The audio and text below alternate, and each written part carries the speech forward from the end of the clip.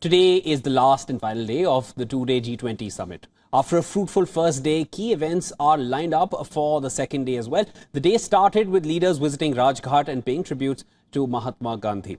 Now, PM Modi welcomed the dignitaries one by one personally with an Angvastram or stole while standing against the backdrop of an image of Gandhi's residence. It was the Sabarmati Ashram from Ahmedabad in Gujarat. Now, the Prime Minister was seen explaining to the leaders about the significance of the cottage.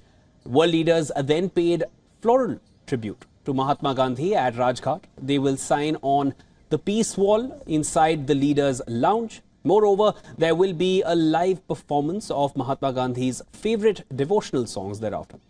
After visiting Rajghat, all the leaders and heads of delegations will depart for Bharat Mandapam. There you see visuals of the wreath-laying ceremony.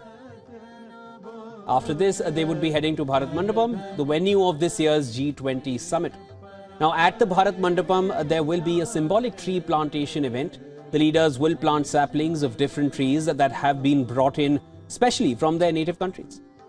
These tree saplings will represent the different countries attending the summit. After that, the third session of the summit is scheduled to commence, namely One Future.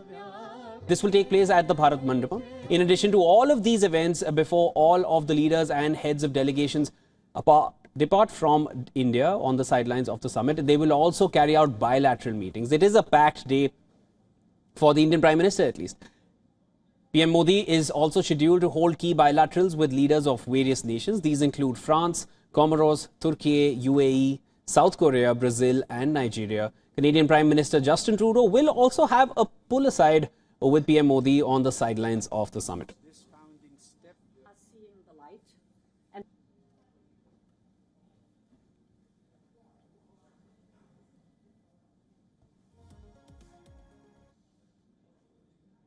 All right, to discuss all the happenings from day 2 of the G20 Summit, we're of course being joined live by our correspondent Molly Gambhir from ground. She's there at the Bharat Mandapam, and we're also joined by Jessica Stone. She's Washington correspondent for Voice of America, and she's right here with us at the WION studios. Happy to have all of you all here on the broadcast. Molly, let's start with you. Tell us what's happening on ground. We want to get an understanding of what's next and what can we expect. I believe we're slightly behind schedule. The leaders are still making it there for the tree plantation. Tell us more.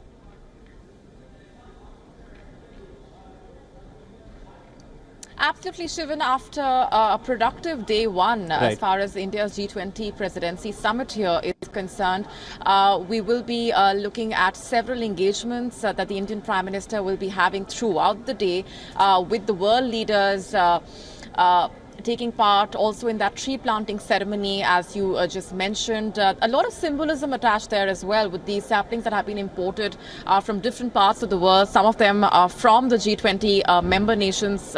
In fact, the saplings of silver tree have been imported from South Korea, olive from Italy, real yellow wood from South Africa, just to name a few.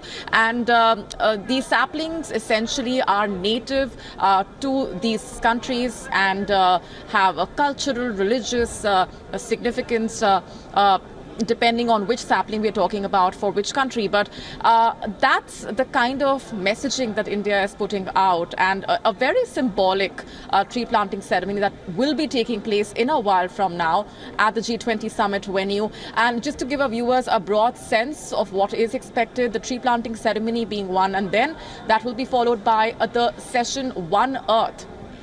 Remember, Vasudev Kutumbakam, one earth, one family, one future has been India's mantra, the theme for the G20 summit.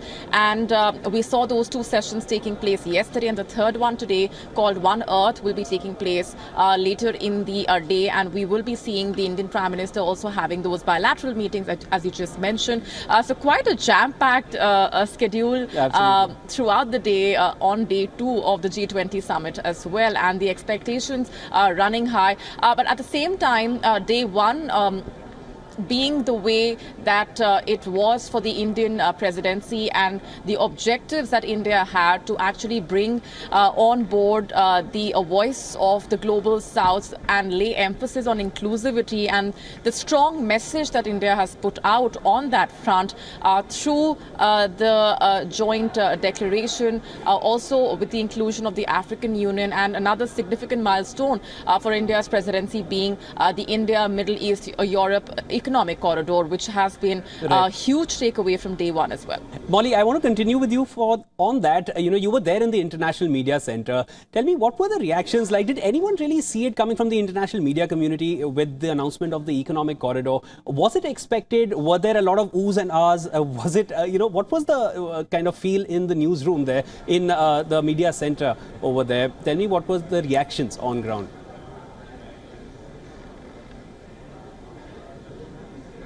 Well, let me tell you, the epicenter of all that's taking place and tracking the minute-by-minute developments here at the media center at the G20 Summit venue.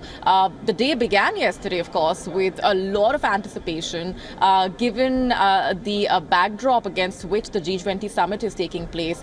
The concerns that the divisions among the member countries would affect the outcome of the summit running high. And then we had the breakthrough in terms of the announcement of consensus and joint declaration as well.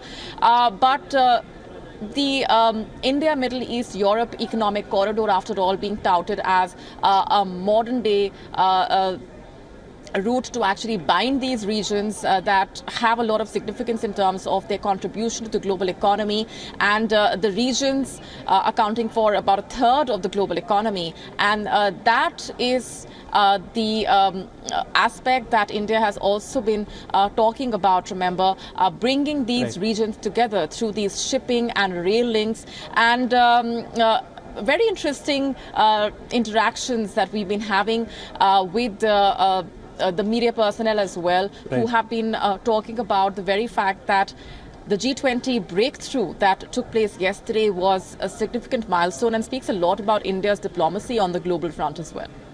Thanks, Molly. Stay with us. I'll come back to you as well.